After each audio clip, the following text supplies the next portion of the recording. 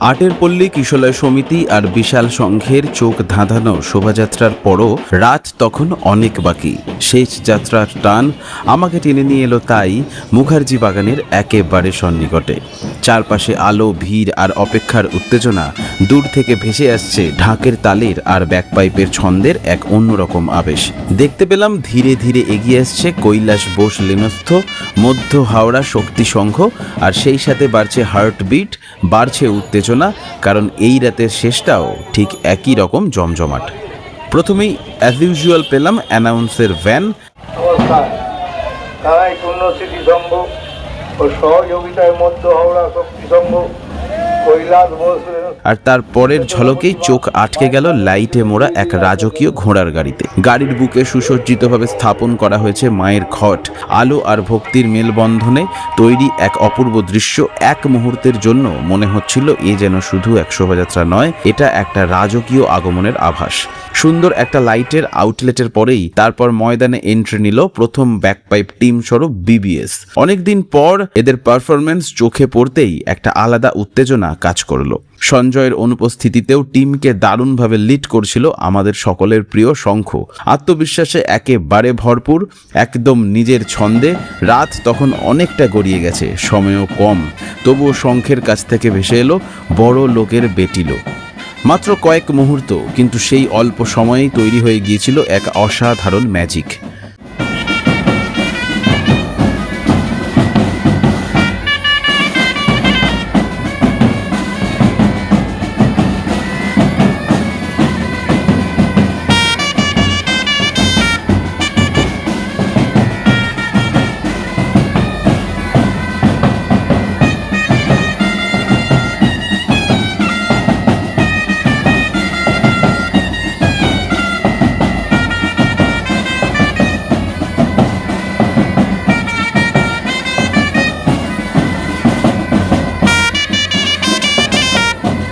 দেখে নিলাম মা রক্তাবতীকে। এরপর সামনে ভেসে উঠল শেষ ব্যাকপাইপ টিম স্বরূপ দীপায়ন।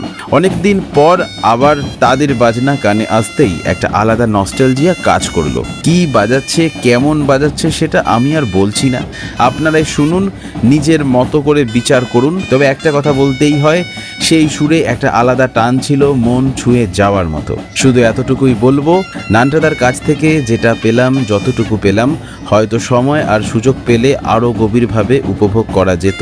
তবু আশায় রইলাম আবারও কোনো একদিন আরও জমজমাট, আরও হৃদয় ছোঁয়া বাজনার সাক্ষী হব আমরা সকলে। মাঝে মধ্যে এই ধরনের অপূর্বনীয় বাজনা আমাদের সকলেরই প্রায় কম বেশি শোনা দরকার।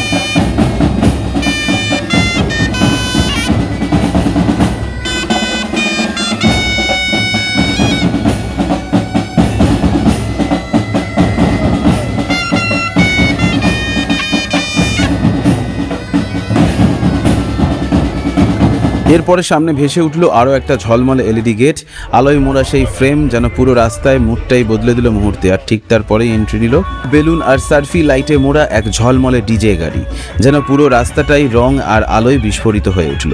সদস্যদের উন্মাদনা আর উচ্ছ্বাস এক অন্য লেভেলে নিয়ে গেল এই শোভাযাত্রাকে। মনে হচ্ছিল এটা আর শুধু একটা যাত্রা নয়, এটা যেন একটা চলমান উৎসবে পরিণত হয়ে গেছে।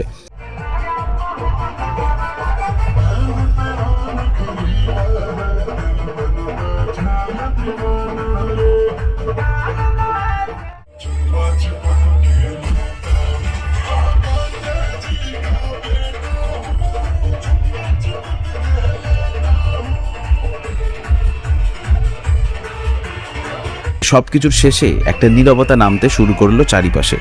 তার মধ্যেই ধীরে ধীরে সামনে ভেসে উঠল কৈলাস বোস লেনস্থ মধ্য হাওড়া শক্তি সঙ্গীত মা শীতলা। লোহার গাড়িতে পুষ্পে মোড়া মা আলোর ঝলকানির মাঝেও আজ যেন একটু নীরব, একটু অভিমানী।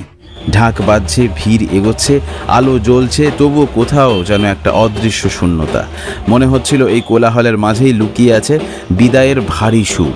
ধীরে ধীরে দূরে সরে যাচ্ছেন মা, আর আমরা হাজার মানুষের ভিড়ের মাঝেও নিজের মতো করে থেমে যাচ্ছি, চুপ করে তাকিয়ে থাকছি, কারণ কিছু বিদায় শব্দে বলা যায় না, শুধুমাত্র অনুভবই করা যায়।